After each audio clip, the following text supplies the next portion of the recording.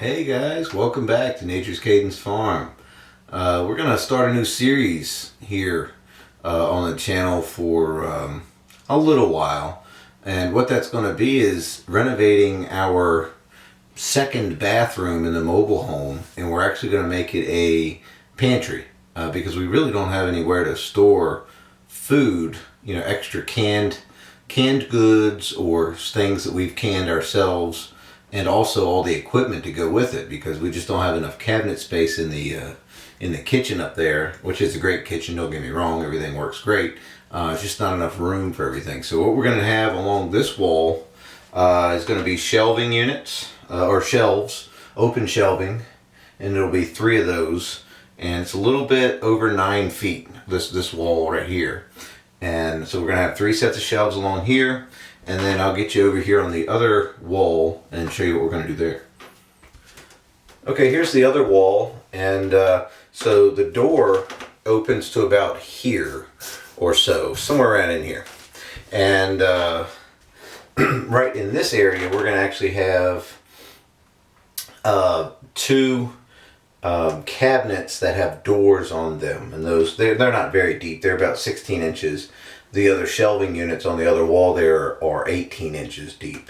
Back in this corner, we're actually going to have a 7 cubic foot deep freezer, and those are going to be for our pasture raised poultry that we're going to be doing again this year. Last time we did them, we did 31 birds, and we were able to fit those in our upright freezer in the kitchen.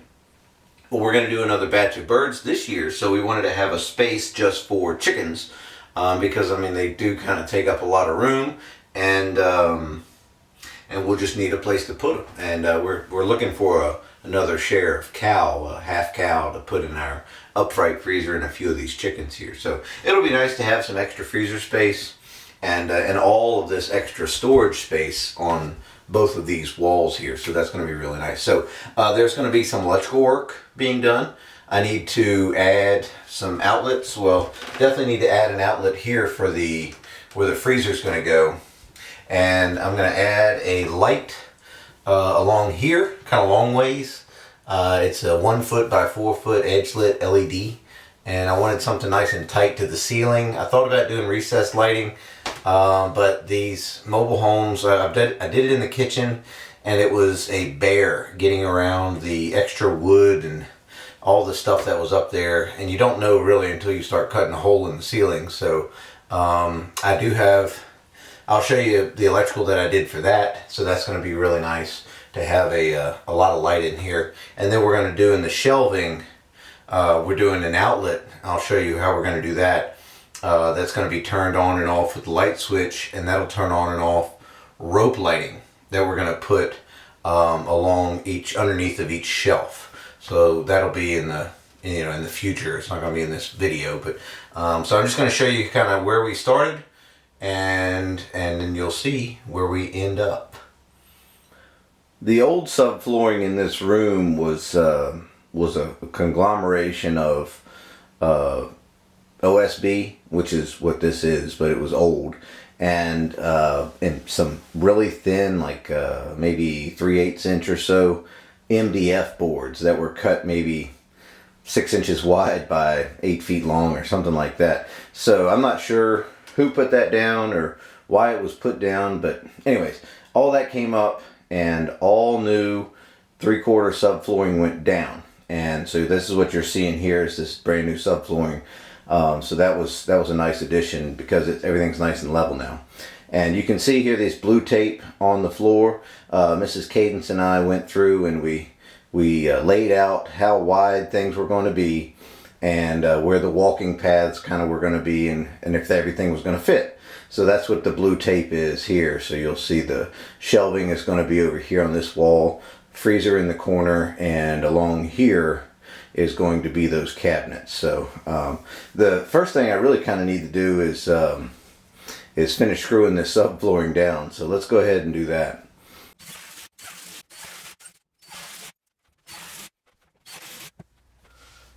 I've got that subflooring screwed down, so everything's good to go with that. Next up, I'm going to work on some electrical so I can get these things any holes I need to cut to fish wire or anything like that done before we do any painting. You can see these holes here.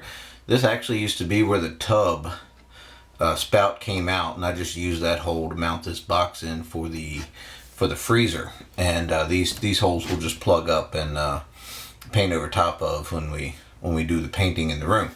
So you can see I fished the wire through the wall, and that was not too bad. It was kind of just 2 studs I had to go through, and I used a flex bit to get through that.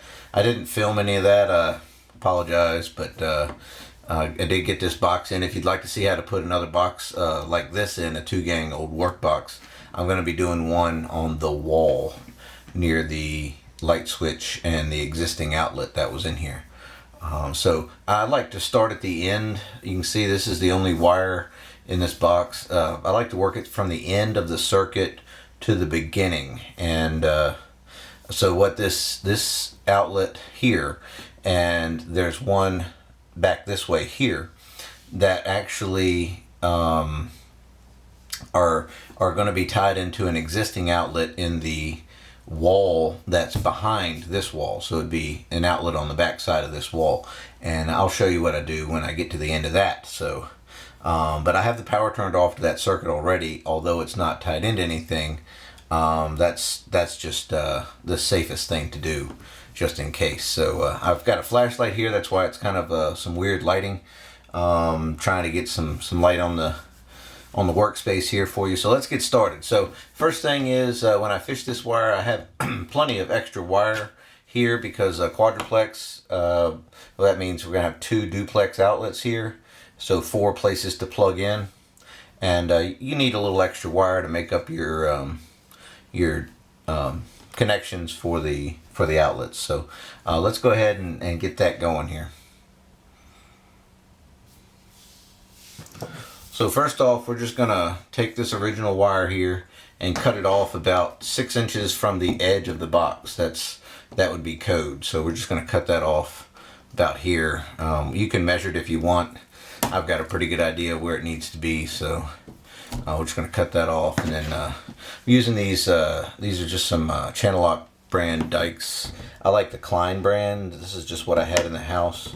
My other stuff is out in the truck. So I'm going through here, clipping this, being really careful not to catch any of those wires in there. And you'll notice I actually have 14.3 pulled in here. That's not necessarily because the circuit requires it. It's just what I had available, and not that it goes out of date or anything. I just had a bunch of this left over from another job, and just trying to whittle some of it down, so it won't hurt anything. I'll just cap off what I don't use, and that'll be the red wire. But it's nice because, you know, if I needed to add a switch to the circuit that feeds this and have one leg hot all the time, I can do that. That's a nice option if you ever run into that. You can add whatever. It's just another way to control things. So what we'll do is we'll just cap this guy off right here real quick, because we definitely don't need that right now, but it's always there if we need it.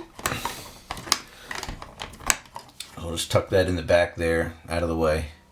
That should give us plenty of room. So we've got this big piece here that had all the extra wires in it from that we just cut off because I had pulled extra through. And so all I'm going to do here is kind of pull this back a little bit. You can see the wires kind of sticking out, and I'm just going to grab the very end of them with these channel locks, or the dikes, and just pull that sheath right off. You see that? Just kind of just pulls right away there. And then you've got the paper around the bare copper.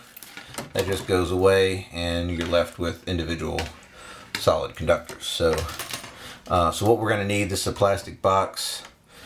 So we only need 2 pigtails coming off of here for the grounds, so we can do that.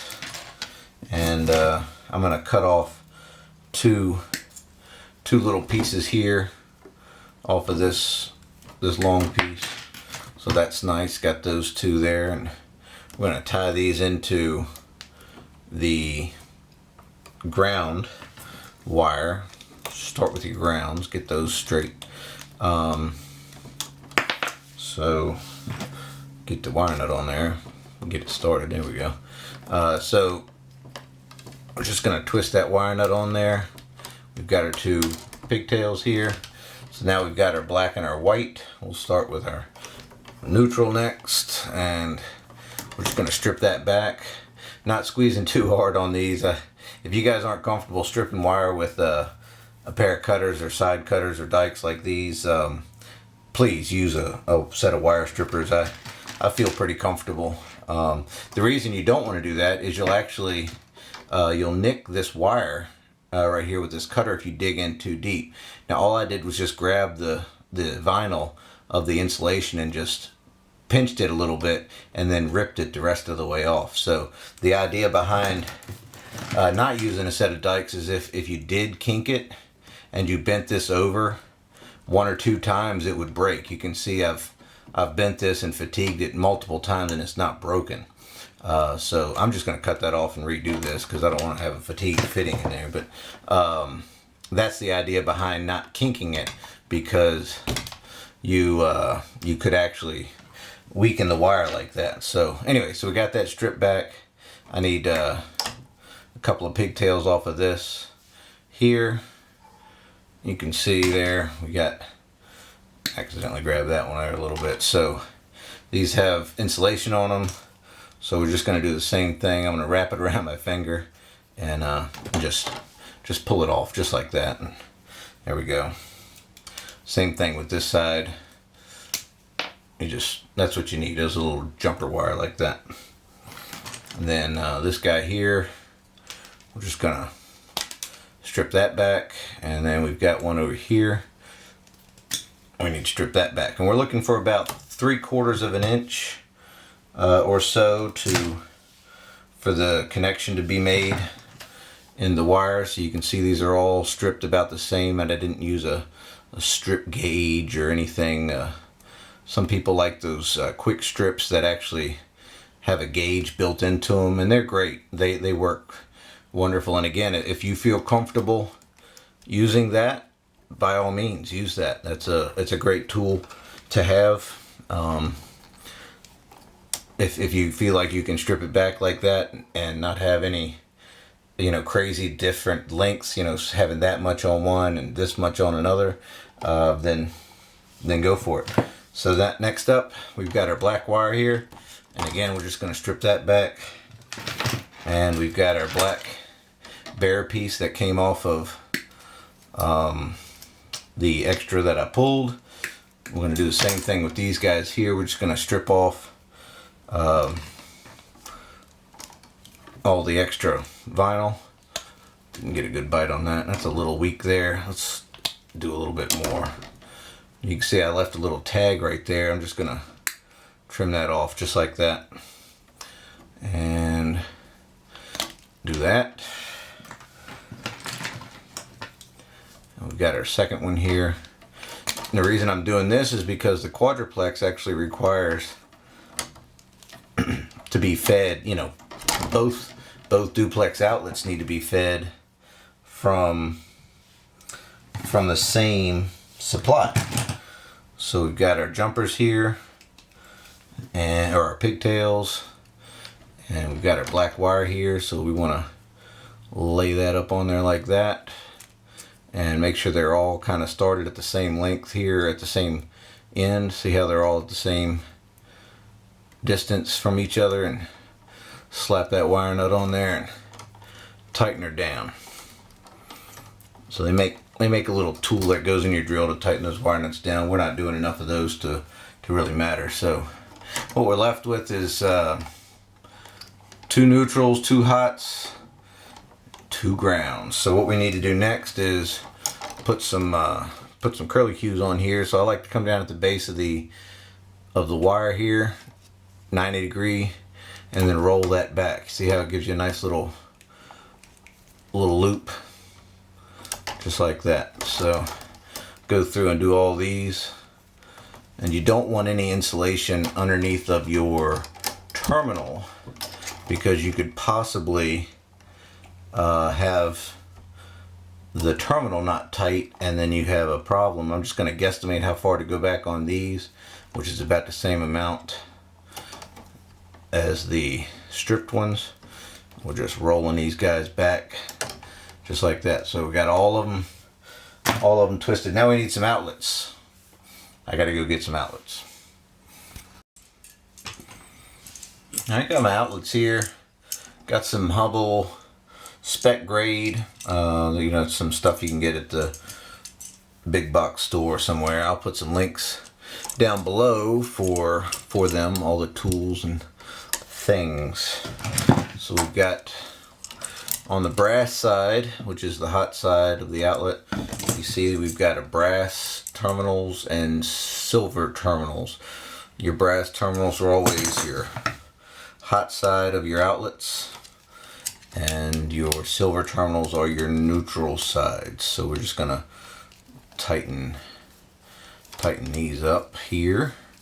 So when I put the wire on the terminal here, I made sure that I put the hook of it to the right, so it looks like that. So you can see there. So we only need to put one of those on there, and then the other one's going to go on the other outlet.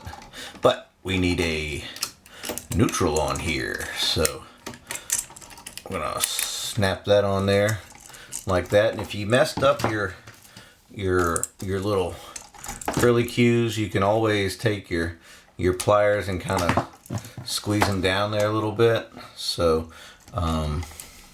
that's always good. So if you do get a little off, and you can see we've got just a little bit of copper hanging down below the terminal, that's perfect. And then we'll also need a ground on here. So now typically these grounds are a little smaller than the other ones, so I like to hook that tip in right there like that, and then I can just squeeze around and pull the wire a little bit tighter, and it looks like that worked out perfect there. So we're just gonna take and tighten this up here just like that.